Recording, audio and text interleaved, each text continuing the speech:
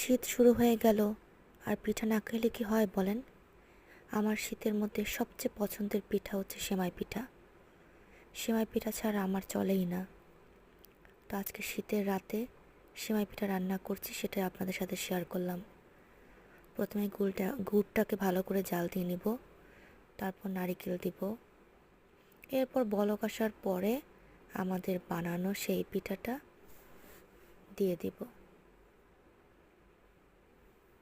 পিঠাটা আমরা নিজেরা তৈরি করেছি বাসায়। সবাই মিলে একসাথে আনন্দ করে পিঠাটা তৈরি করি। তারপরে পিঠাগুলো সব দিয়ে দিব,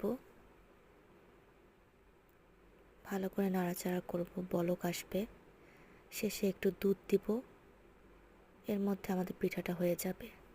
এটা চাইলে আপনি গরম গরমও খেতে পারেন, সকালে ঠান্ডা হলেও খেতে পারেন। শীতের রাতে এভাবে সবাই মিলে একসাথে বসে পিঠা বানানোর মজাই আলাদা। শীত মানে তো পিঠা, তাই না? এটা আমাদের খুব ঐতিহ্যবাহী পিঠা এবং আমার খুব পছন্দের একটা পিঠা।